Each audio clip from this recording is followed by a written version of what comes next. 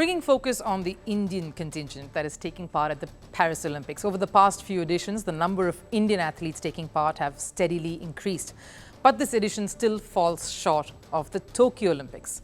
India sent 124 athletes to Tokyo. This is the largest the country had ever sent to the Games. And India bagged 7 medals.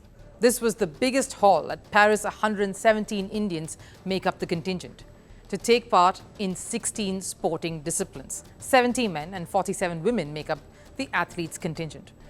They will be competing in 69 events for 95 medals. Tennis star Rohan Bopanna at 44 is the oldest athlete to represent India at Paris. Swimmer Dhinidhi Desinghi at 14 is the youngest competitor.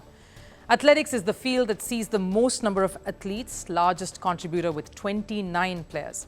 Indian shooting contingent, meanwhile, has secured a quota in every Olympic shooting category for the first time.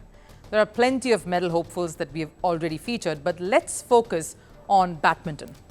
There's a chance at cementing legacy for PV Sindhu, an opportunity to create history for the doubles pair of Satwiksairaj and Chirag Shetty, and a few dark horses too. India begins its badminton campaign tomorrow. We spoke to former India badminton champion and Geosports commentator P. Kashyap to preview India's chances in badminton and what his medal predictions are. Badminton mein prior to 2008, I think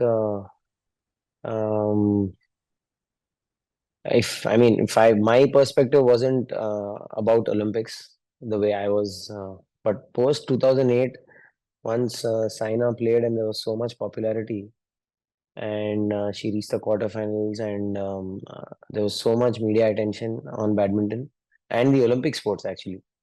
And then we had the Commonwealth Games in 2010. So from then on, I think everyone was very keen on these games and on these matches, and obviously then it was a thing which it is in your list that you have to be an Olympian, or you have to perform at this particular event, and this is what everyone is looking at. And it's like overnight everyone knows you and knows your name, and can take notice of what you've been doing all the years.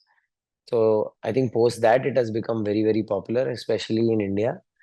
I'm sure the other athletes, I think my coach, he played in 2004, and there were other athletes. I mean, badminton came very late into Olympics also. It started in 1992. So, but I didn't notice it much, I would say, because I started playing also in 97, 98. So by then, I think 2 Olympics finished. And 2000 Olympics, I think I watched all the matches. And 2004 also, I watched all the matches. Obviously, 2008 I watched, but it was not hyped so much in media. Especially the Olympics were happening, I watched badminton, but it didn't make. Obviously, I think when an Indian does well, when your local person does well, then you will know what is the hype. I think I saw that very closely with Saina, and so many people took notice of her achievement, and yeah. So from then on, I think it just means everything. Especially my qualification was tough, but uh, uh, it's just that it meant everything to me. Especially post Commonwealth Games in 2010, the next thing to look up to was the Olympics, and say the Asian Games and the Olympics. There are 2, 3 events like this. Although badminton circuit is quite packed, unlike other sports, we have tournaments every month, every second month, and big tournaments, super series tournaments, and we are very much worried about our ranking. And also qualifying for these events is very much dependent on ranking. So there's a process to go to this event, but yeah, and the qualification process is quite tough. It's an year, and everything has to fall in place the entire year. You can just play 6 months well, and then you can, if you mess up the next 6 months, you're gone, or you get injured. And so it's a very, very special event for all the athletes, especially in badminton. Sindhu's done well in both the Olympics, and she's been a performer for so many years, and I don't think um, there's no external pressure from her. She's not choked in matches where you'll have to feel pressure. She's always done well. So she's also, I think, quite excited, and she feels she has the edge, even though her form and her ranking doesn't say so. But I think she always enters these major events thinking she has an edge because of her previous performances. I think Chirag and Satvik have been so consistent for the last 2 years, 3 years that they also think they need to. They also did well in a big event like Asian Games, won the gold there. So she should be surely confident. And except one Danish pair who gets added into the Olympics, otherwise the entire major competition is from the Asian teams, whom they have had a good head-to-head in the recent 2 years. So uh, there's not. I don't think they're. I believe that they are not under extreme pressure to perform. And same thing with Ashwini and Tanisha. Ashwini is the third Olympics, very experienced, with a very young partner, full of energy. Tanisha, that's her first time. She's quite excited, and yeah, I'm sure none of the players are feeling any pressure. Uh, it's only the pressure you put on yourself.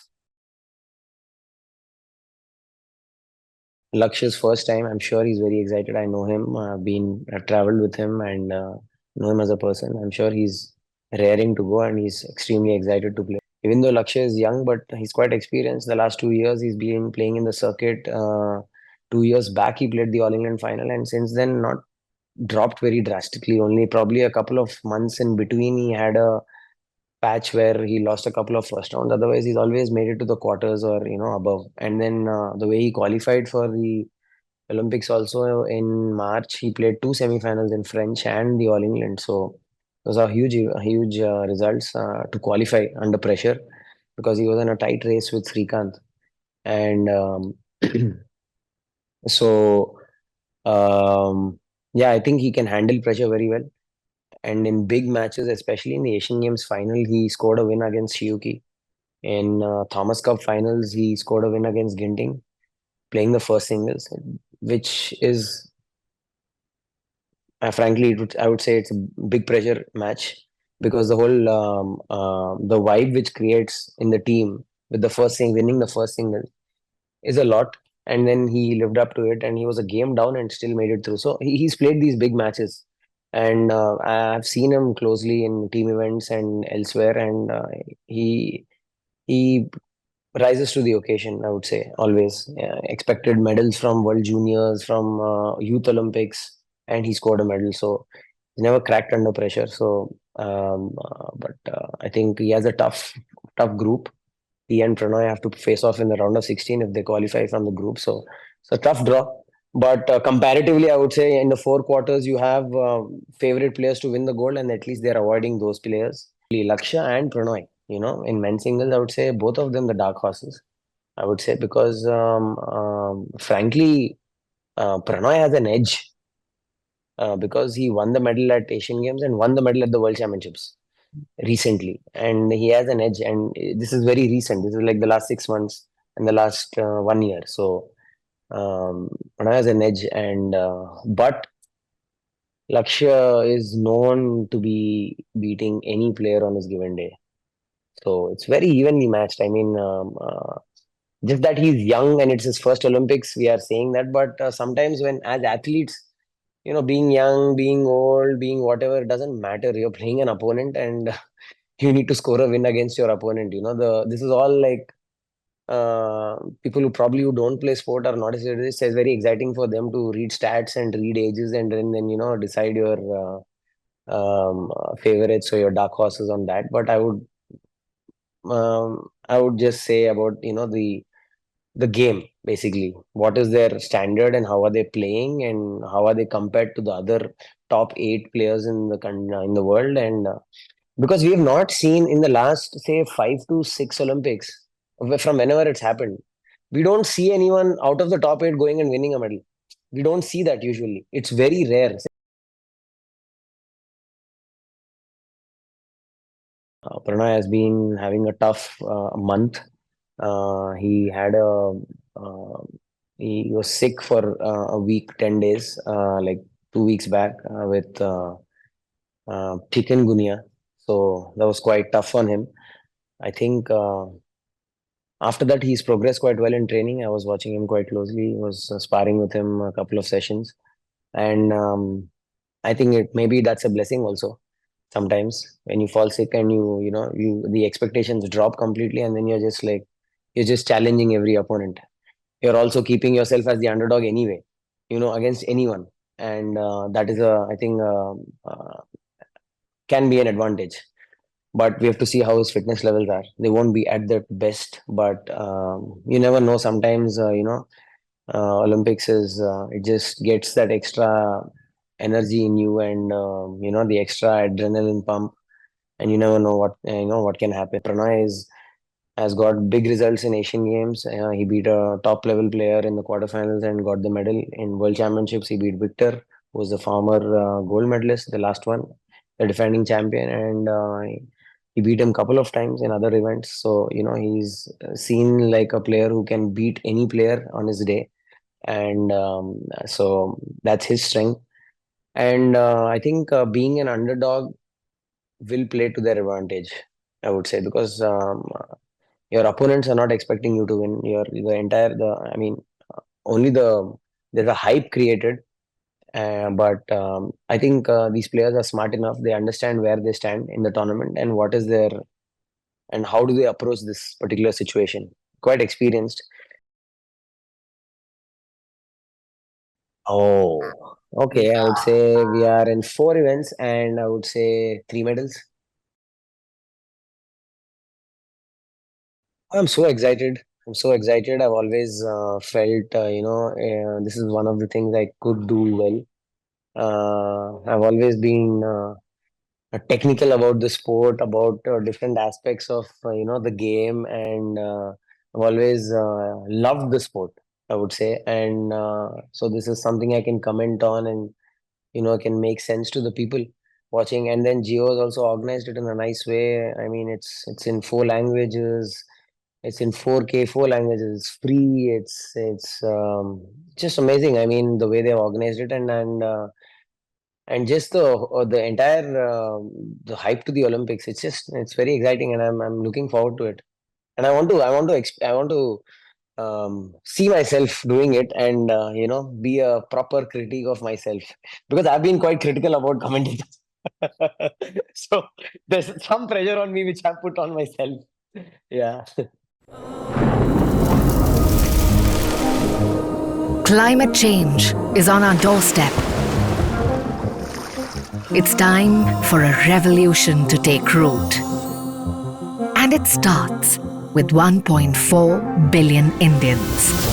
It starts with one tree for humanity, one tree for Mother Earth, one tree for our future. Project One Tree, a News 18 network initiative.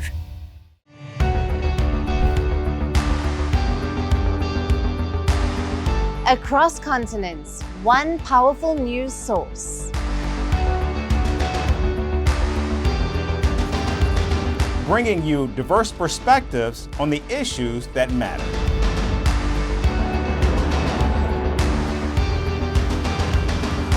We go beyond the boundaries to give you that little extra about every sporting moment.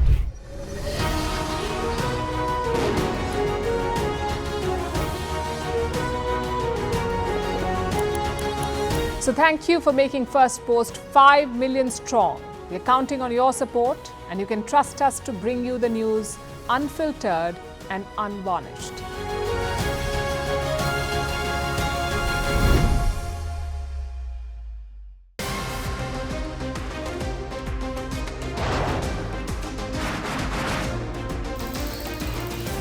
On this today, the T20 World Cup bandwagon has moved across to the West Indies.